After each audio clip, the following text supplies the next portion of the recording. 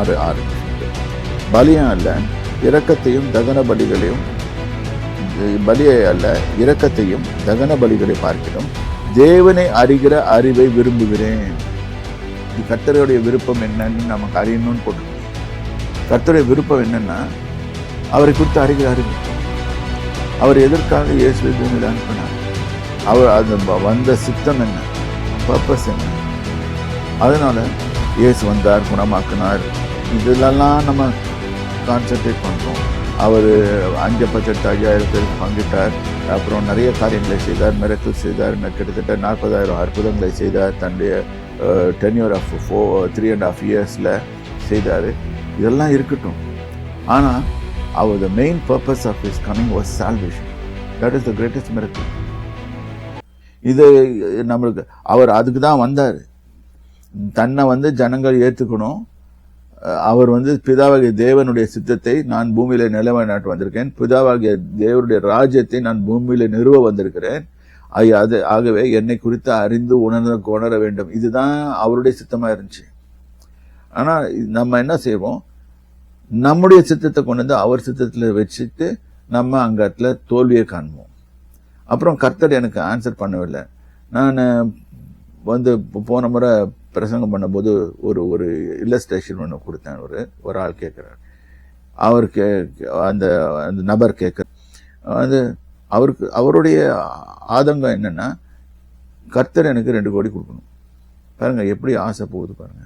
கர்த்தர் எனக்கு 2 கோடி கொடுக்கணும், கொடுத்தா நான் சிகரெட் பிடிக்கிறதும் மற்ற கெட்ட வழக்கத்தையும் விட்டுடுறேன். இது சொல்லுங்க, இது உங்களுக்கே நியாயமாப்படுதான்? இதை கேட்டுக்கொண்டு இருக்கிற மக்களுக்கும் சரி, அந்த நபர் இதை பார்த்து கொண்டிருந்தா அவருக்கும் சரி. ஸோ இது மாதிரி இப்படியெல்லாம் நம்ம கிட்ட கேட்கும்போது நமக்கு சிரிக்கிறதா, இவங்க உண்மையாவே தேவனை பற்றி அறிகிற அறிவு இருக்குதான்னு சொல்லியே தெரியாம இருக்குது. அவர் எதுவுமே வேணாம், நீ என்னை பற்றி அறிந்து கொள், ஆட்டோமேட்டிக்கா எல்லாம் வரும்.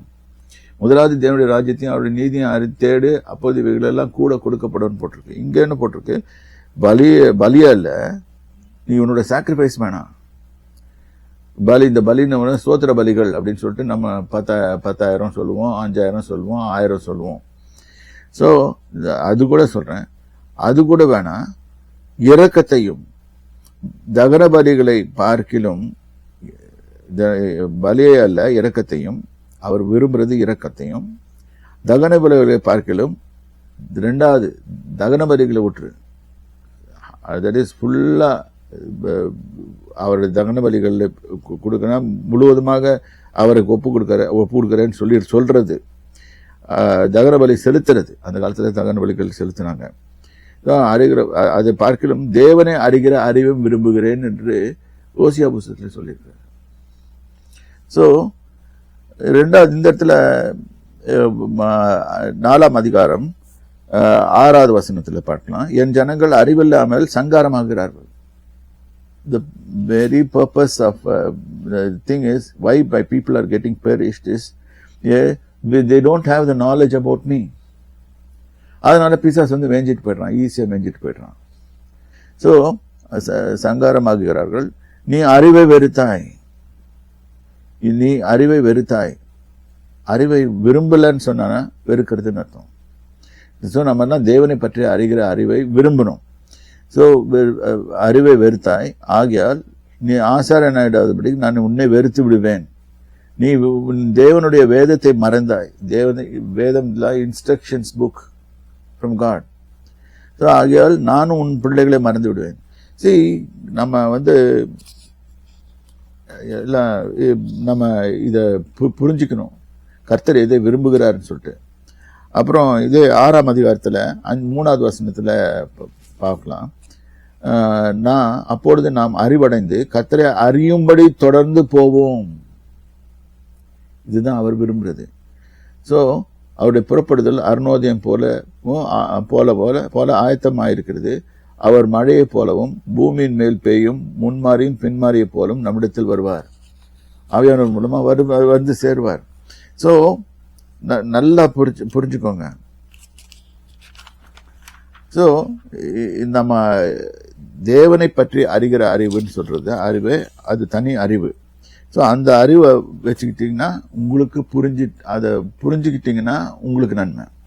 ஸோ இங்கே லேட்டஸ்ட் ஆன Bibles back to Colossians 1 chapter. இது நிமித்தம் நாங்கள் அதை கேட்ட நாள் முதல் இப்போ இதெல்லாம் கேட்டோம், உங்களுக்காக இடைவிடாமல் ஜெபம் பண்றோம். இப்போ நம்ம ஜெபம் பண்றதே ஒரு எக்ஸ் பிரதர் ஒய் பிரதருக்கு ஜெபம் பண்றாரு, இல்லாட்டி ஒய் பிரதர் ஜெட் பிரதருக்கு சிஸ்டருக்கு ஜெபம் பண்றாரு. இப்போ ஜெபம் பண்றதுன்னா என்னன்னா, first of all Lord let them know about you. இதை விட்டுட்டு அவருக்கு இது வேணும், எனக்கு இது, அவனுக்கு இது தாருங்க, எனக்கு நல்ல பொண்ணு வேணும், இல்லை நல்ல மாப்பிள்ளை வேணும், இதெல்லாம் அவசியம்தான், இதெல்லாம் பின்னால வரும். ஆனா முதல்ல கர்த்தாவே நான் first I should know about you. இதுக்காக தான் ஜெபம் பண்ணணுமே தவிர்த்து இதை விட்டுட்டு மற்ற எல்லா காரியத்துக்காக ஜெபம் பண்ணிட்டு வி லூஸ். கடைசியில் மணிக்கணக்கா ஜெபம் பண்ணுவோம், என்னத்துக்கும் ஆன்சர் வராது. ஸோ உங்களுக்காக இடைவிடாமல் ஜெபம் பண்றோம். எதுக்காக? நீங்கள் ஞானத்தோடும் ஆவிக்குரிய விவேகத்தோடும் அவருடைய சித்தத்தை அறிகிற அறிவினாலே நிரப்பப்படவும். அவருடைய சித்தத்தை நான் அறியணும், தேவருடைய சித்தத்தை. இது ஆத்ம பாரத்தை கொண்டு ரொம்ப போராடி ஜெபம் பண்ணும். எப்பா பிரார்த்தித்து தங்கள் ஜனங்களிலே உங்களை குறித்து போராடுகிறான்னு போட்டிருக்கும். அதே மாதிரி போராடி இங்க மக்களுக்காக ஜெபம் பண்ணணும். உங்களுடைய சித்தத்தை அறிகிற அறிவினாலே நிரப்பப்படும், ஃபுல்னஸ். இதுதான் கர்த்தர் விரும்புகிறார். அடுத்தது, நீங்க சகல விதமான நற்கிரியைகளையும் கனிகளை தந்து தேவனை அறிகிற அறிவில் விருத்தி அடைந்து, ஒரே ஸ்டேஜில் இல்ல, அதுல எக்ஸ்பேண்ட் ஆகுங்க, அப்படியே ஒரே இடத்துல நிக்காதீங்க. Because you can understand about God. கர்த்தருக்கு பிரியம் உண்டாக அவருக்கு பாத்திரராய் நடந்து கொள்ளவும். அவர் ரோமர் 12 போட்டிருப்பது அவருக்கு பிரியமுண்டாக, பிரியமான பலியாக, ஜீவ பலியாகன்னு போட்டிருக்கோம். இங்க பிரியமுண்டாக நடந்து கொள்ளவும், அதுதான் ஜீவ பலி.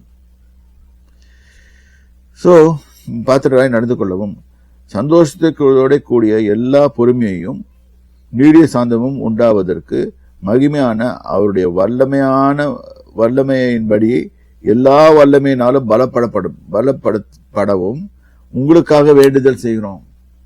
இந்த ஜெபமே வேற மாதிரி இருக்குது. நம்ம ஜெபம் பண்ற மாதிரி இல்லை. நம்ம ஜெபம் பண்றது எப்படி? என்னை ஆசீர்வதிங்க, என்னை இது பண்ணுங்க. கர்த்தருக்கு எல்லாமே தெரியும். நம்ம எப்ப ஆசீர்வதிக்கிறது, எப்ப நம்மளை தூக்குறது எல்லாமே தெரியும். அது ஜெபம் பண்ணுங்க, நான் வேணான்னு சொல்லல.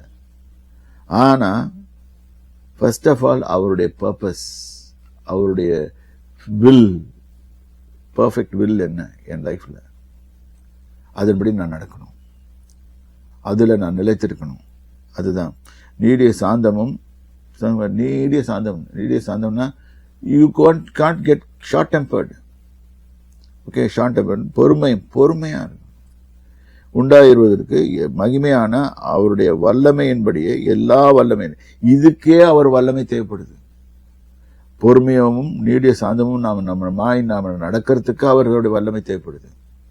ஸோ வல்லமையாலும் பலப்படுத்தப்படவும், unless otherwise we get strengthened by the Lord God in these areas, we can't grow. So உங்களுக்காக வேண்டுதல் செய்கிறோம். ஸோ மேலும் வாசிப்போம். ஒளியில் உள்ள பரிசுத்தவான்களுடைய சுதந்திரத்தில் பங்கடைவதற்கு நம்மை தகுதியுள்ளவர்களாக்கிறவரும். இயேசு கிறிஸ்துவோட வேலை என்ன?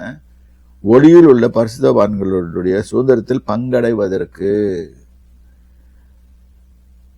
நம்மை தகுதி உள்ளவர்களாக்கினவரும், இருளின் அதிகாரத்திலிருந்து நம்மை விடுதலையாக்கி தமது அன்பின் குமாரனுடைய ராஜ்யத்துக்கு உட்படுத்துவருமாய் இருக்கிற பிதாவை ஸ்தோத்திரிக்கிறோம். ஸ்தோத்திரம் பண்றது எதுக்கு பண்றோம்? வேகமா ஸ்தோத்திரம் ஸ்தோத்திரம் ஸ்தோத்திரம் ஸ்தோத்திரம் ஸ்தோத்திரம் ஸ்தோத்திரம் ஸ்தோத்திரம் ஸ்தோத்திரம். எதுக்கு ஸ்தோத்திரம் பண்றது தெரியாது. ஸ்தோத்திரம் பண்ணா நல்லாயிடும். ஸ்தோத்திரம் பண்ணா எல்லாமே இதாயிடும், எனக்கு கொடுத்துடுவாரு.